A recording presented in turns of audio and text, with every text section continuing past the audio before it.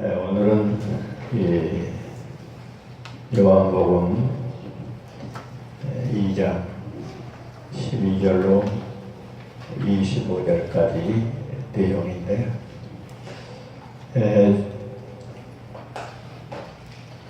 우리가 요한복음 1장에서는 호로고스 그 말씀은 사람의 몸을 입고 오시기 전에 하나님과 함께 계셨던 그런 분이다.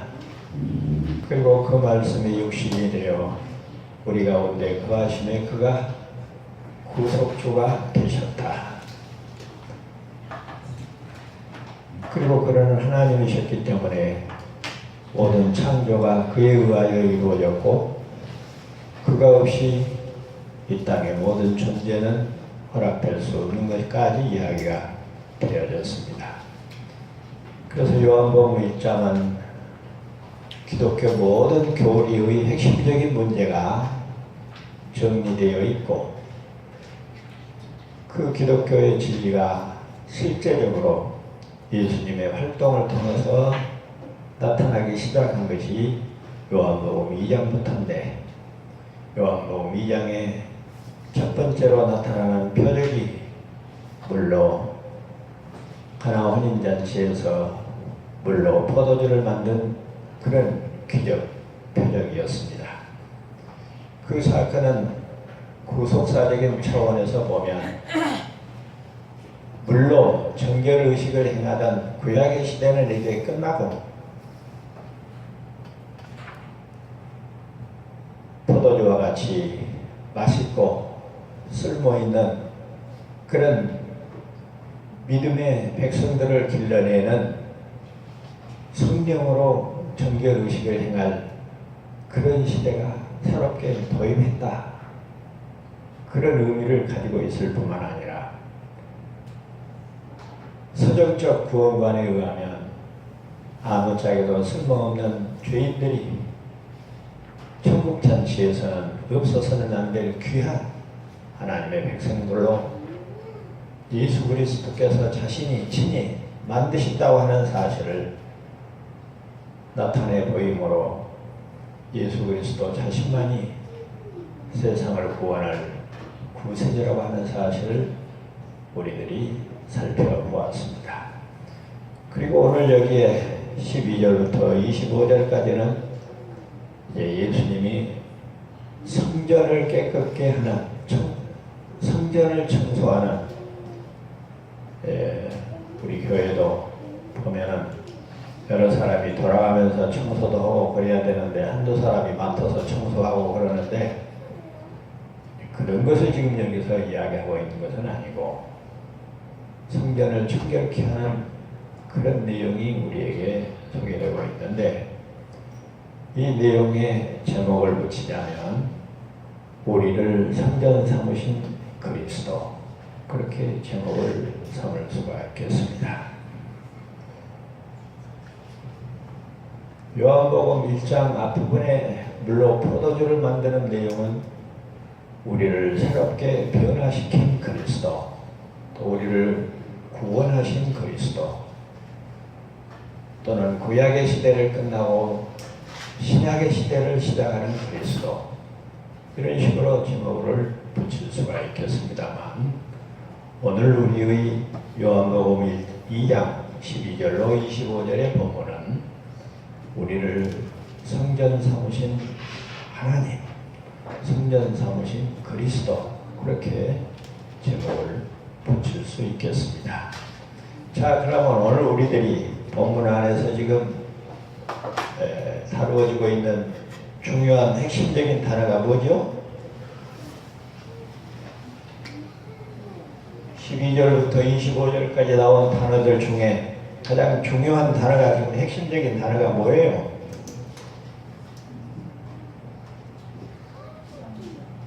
성전이죠. 그러죠. 12절에 보면 예수님이 가나 혼인잔치에서 표적을 나타내신 후로 어디로 계셨어요? 12절에 어디로 가서 계셨다고 그랬어요?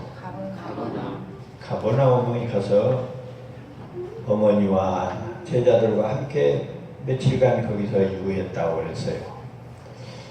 이 12절을 상당한 사람들이 아마 나사렛에서 살던 예수님이 그쪽으로 아마 이사를 했지 않느냐.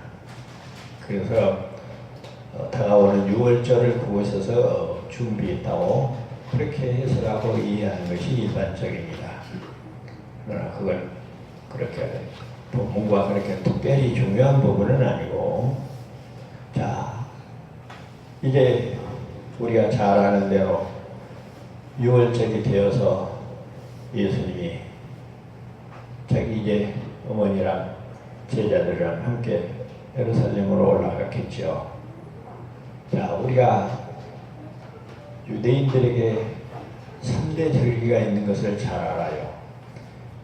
그 중에 첫 번째 절기가 오늘 본문에 나오는 유월절이죠. 유월절은 무슨 절기입니까? 요셉이 애굽으로 팔려가가지고 그랬죠?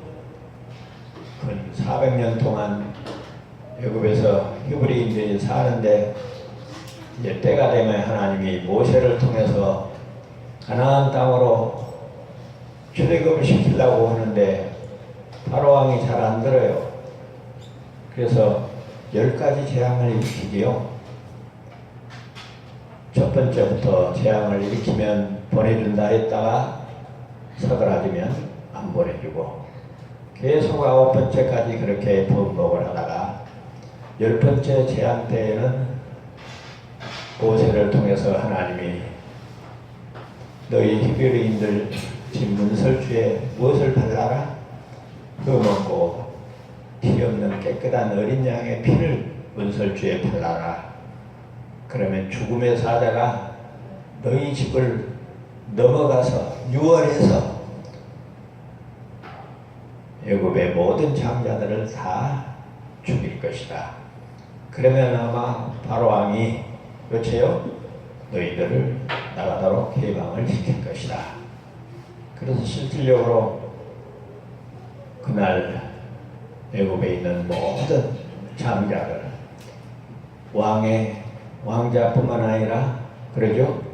맷돌 뒤에서 수종을 두는 종의 아들까지, 그리고 모든 가축들까지 첫 새끼는 다 죽였던 어마어마한 사건이 벌어집니다. 그럼에도 불구하고 이 히브리 족속들에게는 손끝 하나 건드리지 않고 어린 양의 피 때문에 죽음을 면하게 됩니다. 그리고 그 사건으로 인해서 이제 이스라엘 백성들이 애굽에서 출발하는 엑소도스 사건이 벌어지죠. 그래서 가나안 땅에 들어와서도 이스라엘 백성들은 자기 조상들이 출애굽을 할 때 애굽에서 해방될 때 어린 양의 피로 해방되었다는 사실을 기념했습니다.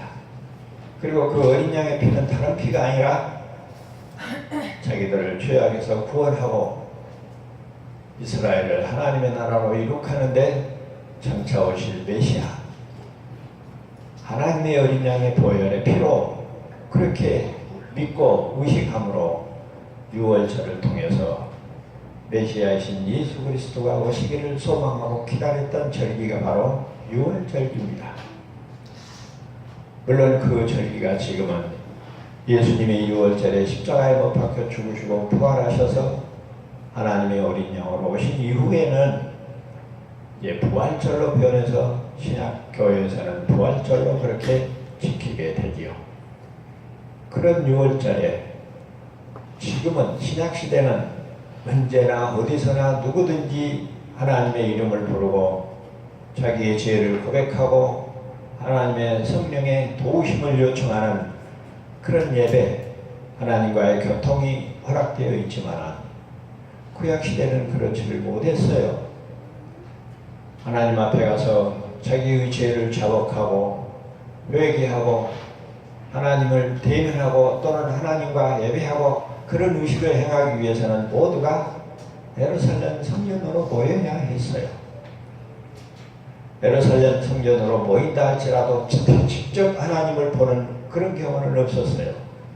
제사장을 통해서 기껏해야 자기들이 가져온 제물을 자기들의 죄를 대신해서 제사장에게 인계를 하고, 제사장은 그 양들을, 선한 양들을 잡아서 피를 뿌리고 번제를 드려서 하나님 앞에 백성들의 죄를 속하는 그런 정도로 간접적으로 하나님을 만나는 그런 정도였습니다.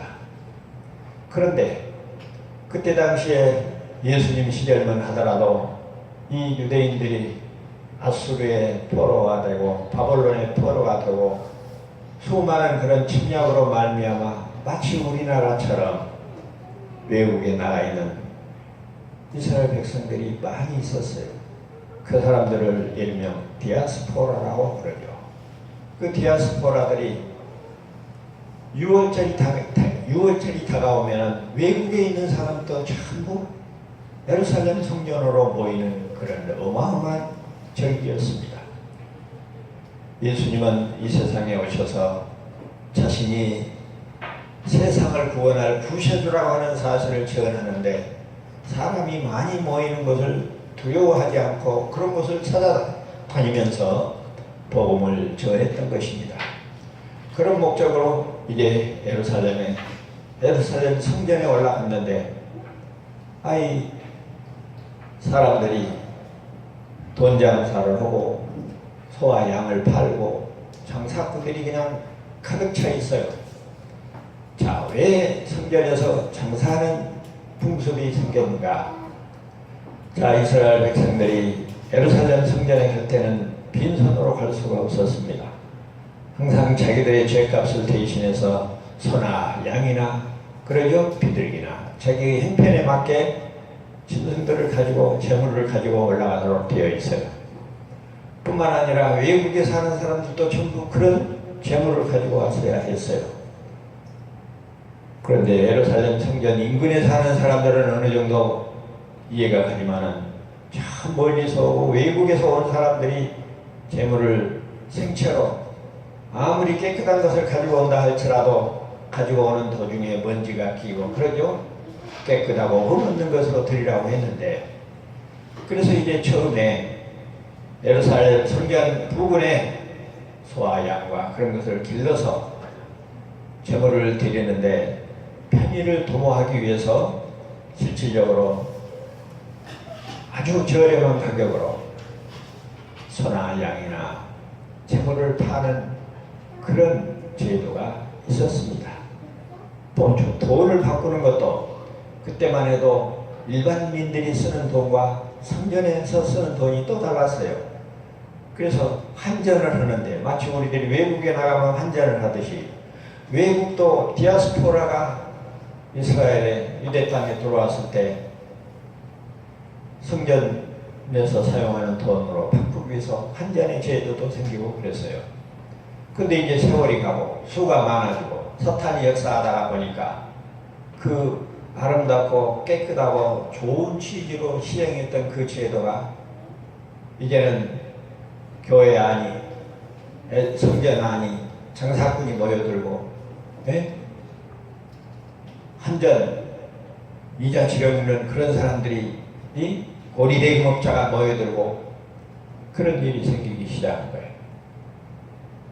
자, 우리가 아는 대로 예루살렘 성전은 자기 백성들이, 하나님의 백성들이 예물을 가지고 와서 자기의 죄를 자복하고 죄의 용서를 받고 하나님을 만나는 그런 귀한 자리인데 전터가 되어버린 거예요. 그래서 예수님은 모든 오늘 본문에 보면은 장사하는 사람들의 상을 엎고 채찍으로 비둘기나 소나 양이나 짐승들을 쫓아내고 하는 것을 볼 수가 있습니다. 그러면서 하는 말이, 누가 내 아버지의 집을 장사하는 장터로 만드느냐. 그렇게 꾸짖자 유대 지도자들, 종교 지도자들, 예나 지금이나 앞으로도 그런 부정한 일들은 대부분이 그 장소나 그 영역의 지도자들, 대표자들, 좌우하는 그런 사람들이 항상 끼어 있는 것을 볼 수가 있어요. 그들이 예수님께 말하기를 도대체 당신이 무슨 권세로 이런 짓을 하느냐? 우리도 가만히 있는데 그런 식이죠. 그러면서 네가 이렇게 해도 되는 권세나 능력이 왜 이렇게 해야 되는지 그 표적을 보이라고 했습니다. 그때 예수님이 하는 말이 이 성전을 헐어라. 그러면 어떻게 하겠다? 내가 사흘 만에 다시 짓겠다. 어마어마한 이야기죠. 그러니 유대인들이 하는 말이 성전도 여러 차례 허물어졌다, 지었다, 허물어졌다 했지요. 왜 침으로 말미암아? 저 느부갓네살 왕은 성전 안에 있는 금은 모든 기구들을 다 쓸어갈 정도로 훼손되는 그런 상태인데 헤롯 왕이 민심을 사기 위해서 46년 동안 지었던 성전인데 예수님이 그 성전을 헐면 자기가 사흘 동안에 짓겠다고 하니 유대인들로서는 도대체가 이해할 수 없는 이야기를 한 것입니다. 그런데 그 당시에 다 그 말이 무슨 말인지를 못 알아보았어요. 근데 예수님이 십자가에 못 박혀 죽으시고 부활한 후에 제자들이 저 성전을 헐면 사흘 만에 다시 짓겠다고 하는 그 말을 부활하신 후에야 무슨 말인지를 알아보았다고 했어요. 자, 이쯤 되면 우리 교회에서는 지금까지 이런저런 많은 구속사적이고 서정적인 이야기들을 많이 해왔기 때문에 짐작을 할 수 있겠지만, 자, 성전은 어떤 곳입니까? 하나님이 계신 곳입니다. 하나님이 어떻게 계십니까? 자기 백성과 교제를 누리는, 사랑을 누리는, 신학적인 입장에서 말하면 예배하는 처소입니다. 성전은 하나님이 자기 백성과 만나는 장소예요. 성전은 하나님이 자기 백성과 사랑을 나누는 장소예요. 자기 백성의 뉘우치는 죄를, 회개하는 죄를 용서하고 백성들은 용서를 받고 그런 관계가 곧 사랑을 하는 그런 관계지요. 자, 그러면 이 성전은 어디서부터 시작됐습니까? 나와 여러분이 잘 아는 대로 우리가 사용했던 전제의 목적이나 구속의 역사에 소개되어 있는 대로 성전은 어디서부터 시작해요? 에덴 동산에서부터 시작합니다. 하나님이 자기 백성과 함께하는 사랑의 교제의 처소가, 하나님의 집이, 하나님이 계신 처소가 에덴에서부터 시작합니다.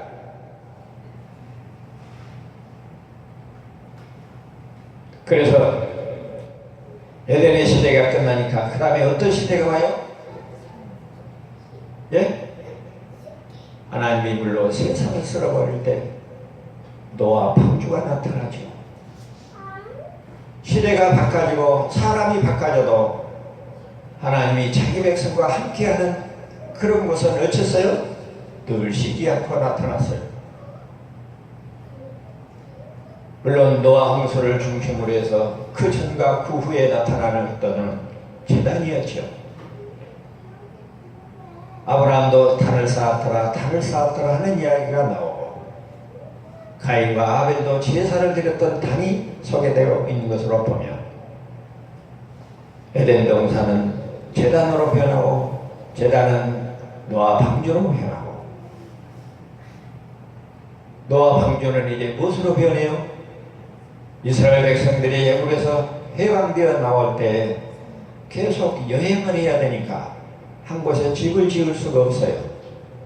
그래서 텐트를 쳤지요. 그래서 그것을 우리는 성막이라고 합니다.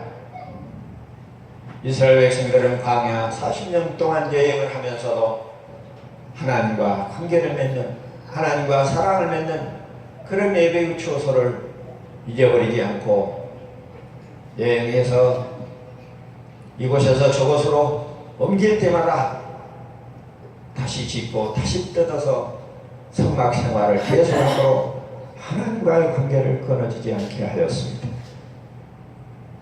그러나 가나안 땅에 정착하였어도 하나님께서 허락하지 아니하므로 다윗이 그토록 하나님의 성전, 이제는 여행이 끝났으니까 성전을 짓고자 했지만 허락하지 아니하시고 솔로몬에게 허락함으로 솔로몬의 성전이 생기게 되지요. 그것이 제1성전이라. 그리고 외침으로 말미암아 허물어졌던 것을 수르바벨이라든지 이런 해방 후에 돌아와서 다시 재건한 것이 제2성전이고, 그리고 제3차로 성전이 재건된 것이 바로 헤로당이 지었던 40년 동안 지었던 그 성전, 예수님이 막 가르치고 있는 이 성전. 자, 예수님은 저 성전을 하려고 했던 것은 자기 자신이 곧 성전이라고 하는 사실을 이야기하고 있는 겁니다. 왜? 성전이 무엇이라고 그랬어요? 하나님이 계신 것이라 했어요.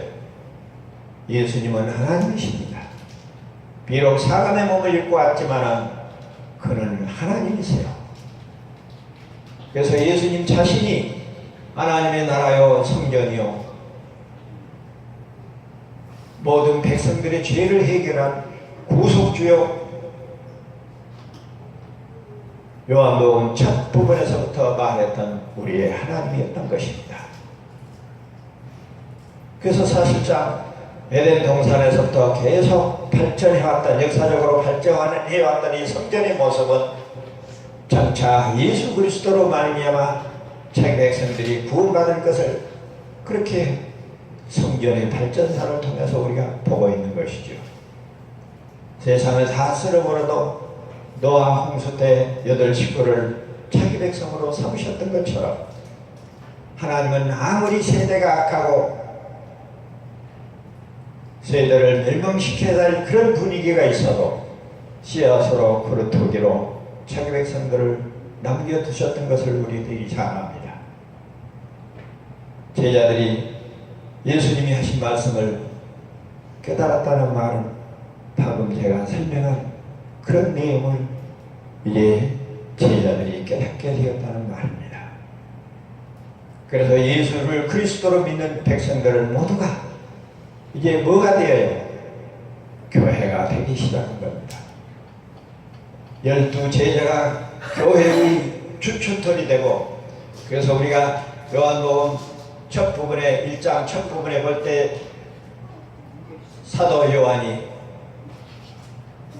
세례를 주면서 소개했던 것처럼, 또 세례 요한이 세례를 주면서 증거했던 것처럼 예수 그리스도 그가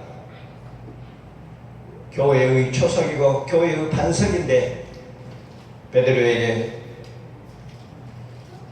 그 이름을 고치면서 교회의 반석으로 이름을 짓고 있는 것은 베드로가 반석이 아니라 예수 그리스도 자신이 교회의 반석인 것을 고백하게 하는 그런 의미가 있었다는 이야기를 우리가 이미 했습니다. 베드로를 중심해서 모든 제자들은 예수 그리스도를 모심으로 말미암아 그들이 하나님을 모시는 처소가 된 겁니다. 그래서 그들을 초대교회라고 말하지만 교회의 시작이라. 물론 교회의 시작은 아담 때부터 시작되었다고도 말할 수 있습니다. 그러나 신약교회의 시작은 예수 그리스도 그 제자들로부터 베드로의 신앙 고백으로부터 시작되었던 것이고, 나와 여러분이 교회에 편입할 수 있었던 것도 예수를 그리스도로 고백한 그 이유 때문인 것입니다. 사랑하는 광주연합교회 성도 여러분, 예수님이 성전을 깨끗하게 하시면서 장사하고 장터가 되었던 50,000가지 죄악이 가득 차 있는 그 장터와 같은 성전, 그런 우리의 모습을 이제는 예수 그리스도께서 부활하심으로 새 생명을 우리에게 부어놓고 성령으로 예수를 그리스도라고 고백할 수 있도록 신자로 하나님의 백성으로 삼으신다고 하는 이 놀라운 사실을 계시하는 것이 오늘 본문의 핵심적인 내용입니다. 그런 점에서 볼 때 구속사적으로 보면 구약의 성전의 시대는 끝나고 이제는 신약의 교회의 시대가 열렸음을 이야기하고 있는 것이며, 서정적으로는 장터와 같은 더러운 우리의 몸을 하나님의 백성으로, 신자로, 교회로 삼으셔서 하나님을 모시고 사는, 이제는 우리가 하나님을 만나고 하나님을 부르고 하나님을 묵상하고 예배하는데 저 이스라엘에 있는 예루살렘까지 가는 것이 아니고, 또 오늘날 잘못 왜곡되어서 이 예배당을 성전으로 하는 사람들이 많이 있는데, 예배당 안에 가야 우리가 죄악을 해결받고 기도하고 하나님을 만나는 것이 아니라, 이제는 언제나 어디서나 주의 이름을 부르고 우리의 죄를 고백하면 하나님은 미쁘셔서 우리의 죄를 용서하시고, 구약의 백성들은 제물을 갖다 바침으로 말미암아 그들의 죄가 해결되었지만은 이제는 우리의 심령을 주님에게 맡기고 바침으로 우리가 하나님의 백성으로 거듭거듭 성장하고 은혜를 받는 놀라운, 그래서 그리스도를 쉬지 않고 날마다 닮아가는 역사가 나와 여러분에게 나타나고 있는 것입니다. 성전 대신 예수 그리스도가 이제는 성령으로 나와 여러분 안에 와 계십니다. 그래서 사도 바울이 이제는 내가 사는 것이 아니라 오직 내 안에 그리스도가 산다고 고백했던 것이고, 그 고백이 이제 나와 여러분의 고백이 된 것입니다. 믿습니까? 오늘 본문이 그것을 말해주고 있어요. 말씀을 마치겠습니다. 우리를 성전 삼으신 그리스도, 우리 안에 와 계시는 그리스도, 하나님의 영 성령, 그로 말미암아 이제 우리는 쉬지 않고 예수 그리스도를 닮아가는 삶을 살도록 되어 있습니다. 예배당 안에서 드리는 이 예배는 삶의 예배의 강화책이지, 구약시대처럼 그런 죄를 깨끗함을 받아내고 속죄를 받아내고 그런 처소가 아닙니다. 예수를 그리스도로 믿음으로 말미암아 아담이 했던 범죄는 더 이상 우리에게는 없고, 우리가 예배당에 나와서 죄를 빌고 용서를 비는 것은 손발을 씻는 것이지 목욕하는 일은 아닙니다. 이제 오늘 본문의 말씀을 따라서 나 같은 죄인이 하나님을 아버지라고 예수 그리스도를 구세주라고 부를 수 있고, 또 그를 닮아갈 수 있는 놀라운 은혜를 받은 것을 다시 한번 감사하고 찬양합니다. 이 은혜가 나와 여러분뿐만 아니라 사랑하는 우리의 부모와 형제와 남편과 아내와 자녀들에게도 임하기를 성부와 성자와 성령의 이름으로 축원합니다. 기도하겠습니다.